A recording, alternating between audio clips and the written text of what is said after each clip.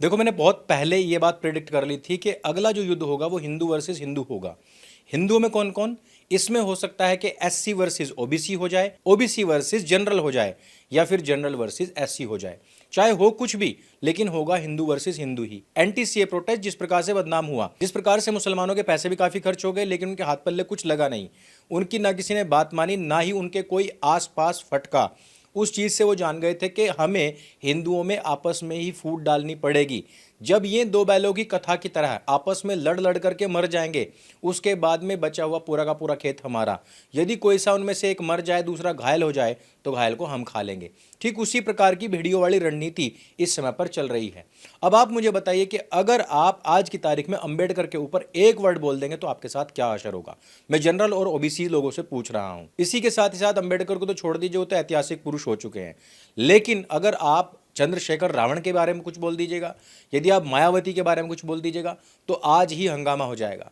साथ ही साथ मैं आपको कह दूं, जातियों में अगर लड़ाई होनी हो तो अभी हमने सोशल मीडिया पर कुछ समय पहले देखा था, एक जाट पहलवान था, एक राजपूत पहलवान था। दोनों में से कभी कोई एक दूसरे गांव में जाए, वो इसके गांव में आए, वहां करके रीलबाजी करते, भाई आजा, भाई आजा, भाई आजा, भाई आजा। लेकिन जब इन जातियों का कोई कॉमन इश्यू होता है, तब ये कहां होते हैं? ये गायब होते हैं। अभी हमने सहारनपुर में देखा, नोएडा में देखा, किस प्रकार से गुर्जर और राजपूत एक दूसरे पर तने खड़े रहे। आज भी सोशल मीडिया पर इनके बने हुए ग्रुप्स जो हैं, वो एक दूसरे के प्रति इतनी अभद्र भाषा का प्रयोग करते हैं कि इनमें अगर हम चाहे भी तो कभी बैठ करके सुलह नहीं हो सकती। इस प्रकार की बातें बिगड़ चुकी हैं। लेकिन एक औरत, औरत का आप अर्थ जानते हैं, मुझे कहने की आवश्यकता नहीं है, वो सोशल मीडिया पर आए दिन हिंदुओं के देवी देवताओं और भगवानों को गालियां नहीं देती है। वो गाली जिसके ऊपर दी जाती है, वही नाम से उनको पुकारती है। कुछ बातें आप सुन लीजिए पहले। उसमें लिखा गया है वेदन में कि शंकर जी अंजनी के काने में बीर डाल दे हैं, तब हनुमान जी पैदा हो गए। वाह, कनवा में डलले से हो। ये सब साजिश रचा गया है, ये सब पाखंड है। वो दुर्गा एक है, और दुर्गा का तो बाद में नाम पड़ा है। दुर्गा का पुराना नाम है अमृता पुष्पम। ये देखे सोना गांची के विश्यालय की है। ब्रह्मा विष्णु कोई देवा नहीं,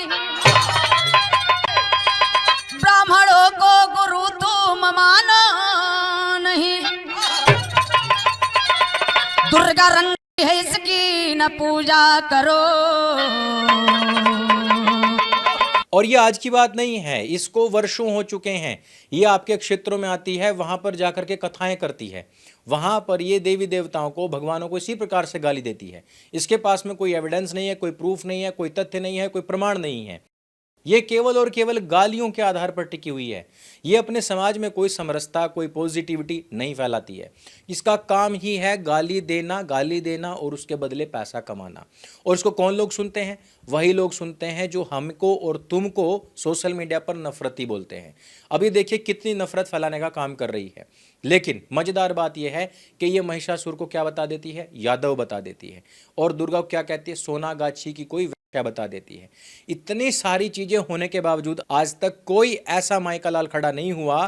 आए दिन भैया मैं कह रहा हूं, हमारे हिंदुओं में से काफी लोगों ने मुझे जान से मारने की धमकी दी है, पर इस औरत को आज तक किसी ने चूं तक नहीं कहा है। क्यों नहीं कहा है? क्योंकि हम लोगों को जातियों में आपस में लड़ने से फुर्सत नहीं है। हम एक दूसरे को गिराने में लगे हुए हैं।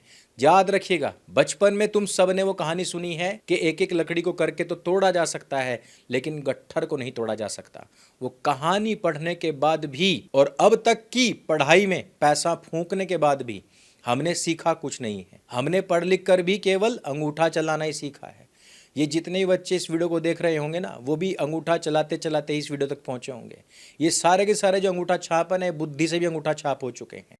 आज उस कहानी को पढ़ने के बावजूद, हीरा और मोती बैल की कहानी पढ़ने के बावजूद, उसमें जो लास्ट में लिखा होता था कि इस कहानी से हमें इस शिक्षा मिलती है, वो कुछ पढ़ने के बावजूद, उस कहानी को पेपर में जब आई लिख करके मार्क्स लेने के बावजूद भी हम उसका मर्म नहीं समझ रहे हैं। ये केवल और केवल वोट बैंक की राजनीति है। और जो लोग इस बात को समझ रहे हैं कि किस पार्टी के द्वारा खड़ी की गई है, केवल उन्हीं लोगों के लिए मैं आगे का वीडियो बना रहा हूं।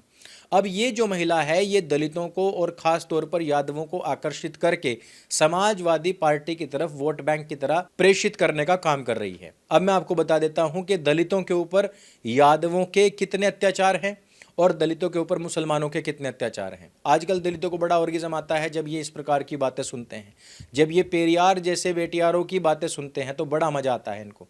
लेकिन उत्तर प्रदेश ही नहीं, बिहार तक के मैं ऐसे एविडेंस आपको दे सकता हूं यहां पर, जहां पर आपको पता लगेगा कि किस प्रकार से लठैत जातियां दलितों को मार करके भगाती हैं, किस प्रकार से मुसलमान दलितों और यादवों दोनों को मार करके पीट करके भगा रहे हैं, किस प्रकार से भी पिछले ही दिनों एक यादव लड़के की नृशंसता के साथ में मुसलमानों के द्वारा हत्या कर दी गई थी, किस प्रकार से एक लस्सी बेचने वाले यादव को भी मुसलमानों की भीड़ ने आकर के मारा था, किस प्रकार से यादव लड़कियों के साथ में मुसलमान लोग इस समय पर षड्यंत्र करके शादियां कर रहे हैं, किस प्रकार से मुसलमानों ने अभी मध्य प्रदेश के शिवपुरी में घर से दौड़ा दौड़ा करके एक दलित व्यक्ति को मारा, किस प्रकार से एक दलित के द्वारा एक मुस्लिम लड़की से प्रेम करने के बाद उसके 17 टुकड़े कर दिए गए और उसके बावजूद नफीस कह रहा है कि उसके 70 टुकड़े करने थे।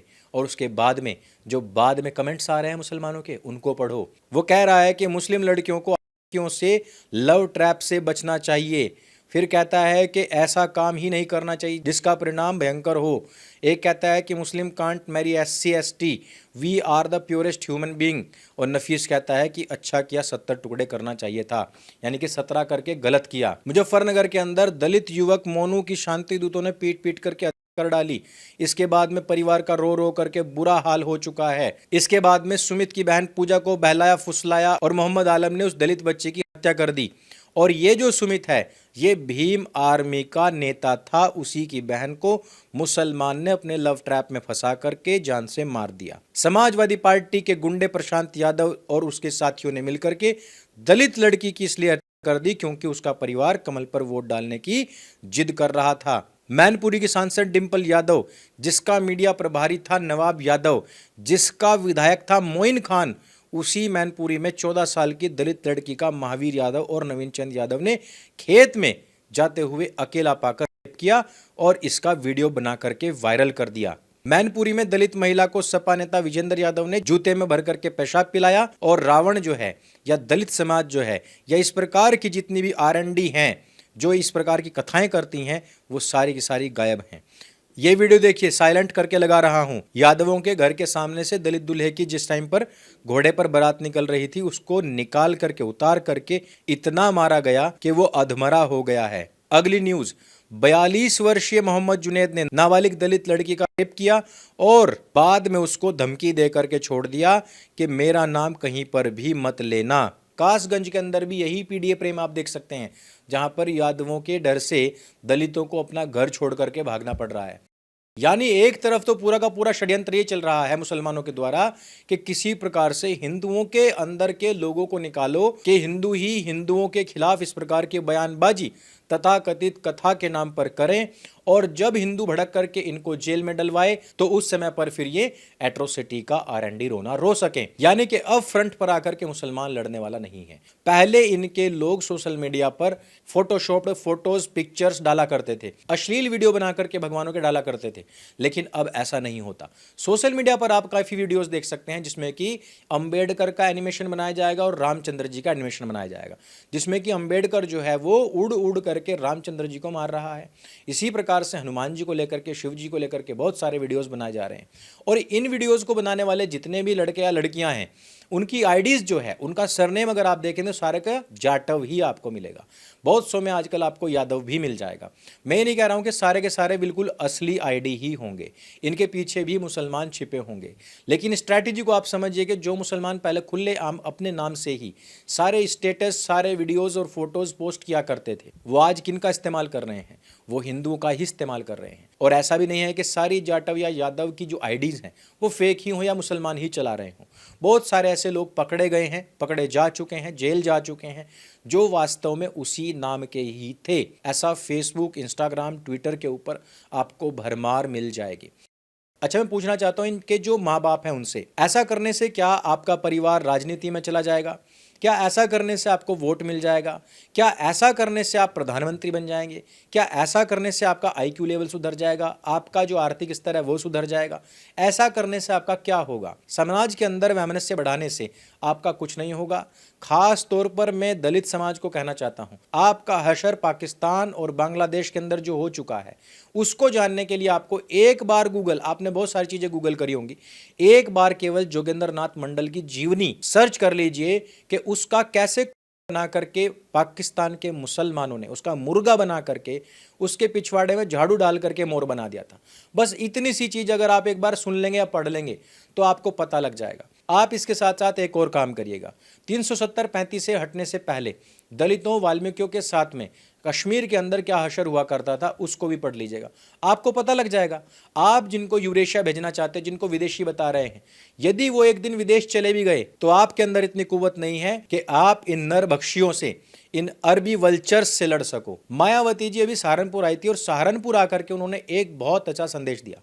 उन्होंने कहा कि हम सभी को आपस में ठाकुर, राजपूत, जाट, गुजर, दलित करके आपस में नहीं लड़ना चाहिए, हमें एक होकर के रहना चाहिए। मेरा सर्व समाज के लोगों से ये कहना है, आप लोगों को और खास तौर से इस देहात के लोगों से ये कहना है, आप लोगों को हमेशा इस गांव में रहना है, दलितों को भी रहना है, पिछड़ों को भी रहना है और जो क्षत्रिय समाज के लोग हैं उन सबको रहना है। जो लोग राजनीति कर रहे हैं, आप लोगों को आपस में लड़ा रहे हैं, वो लोग तो अपने घर चले जाएंगे, लेकिन नुकसान आप लोगों का। और यह जो संदेश है उसी संदेश का पूरक है जो कि योगी जी महाराज ने दिया था कि बटेंगे तो कटेंगे। और जब योगी जी की बात आई गई है तो अभी उन्होंने एक फरमान जारी किया है और उन्होंने इस प्रकार की जितनी भी आरएनडीज हैं उन सबको ही देखते हुए कहा होगा कि भाई सोशल मीडिया के ऊपर इस तरीके के काफ़ी सारे वीडियोस आ रहे हैं, इन लोगों के ऊपर सख्त से सख्त कार्रवाई होनी चाहिए। हालांकि इसके ऊपर अब तक 6 एफआईआर हो चुकी हैं, इसके खिलाफ लोग काफ़ी समय से खड़े हुए हैं, लेकिन जो वहाँ की पुलिस है ना मिर्ज़ापुर की, वो केवल कड़ी निंदा करके रह जाती है। मुझे नहीं पता लगता कि कड़ी निंदा करने से अब तक कितने ऐसे अराजक तत्व या असामाजिक तत्व मर चुके हैं। पुलिस अपना ढीला ढाला रवैया छोड़े और कम से कम योगी जी ने जब फरमान जारी कर दिया है तो उसकी ही थोड़ी सी इज्जत रख लें, क्योंकि हो ना हो कल को अगर समाज सड़कों पर उतर आया तो पुलिस को फिर कंट्रोल करना भी मुश्किल पड़ जाएगा। अंत में निवेदन है उन सभी जातंकवादियों से जो जातियों के नाम पर हिंदू ही हिंदू का दुश्मन बना पड़ा हुआ है। मेरे भाइयों, आप वापस से पहली, दूसरी, तीसरी, चौथी कक्षा की किताब पढ़ो। आपका जो लेवल है ना दिमाग का वो नष्ट हो चुका है। आपको हीरा मोती की कहानी दोबारा पढ़नी चाहिए और आपको लकड़ी के गट्ठर की कहानी दोबारा से पढ़नी चाहिए, आपको आवश्यकता है। इस वीडियो में सिर्फ इतना ही। अगर ये वीडियो आपको अच्छी लगती है, जानकारी से भरपूर लगती है, इसको सबके साथ में शेयर अवश्य कीजिएगा। मेरे संग बोली सत्य सनातन वैदिक धर्म की जय। जय हिंद, वंदे मातरम।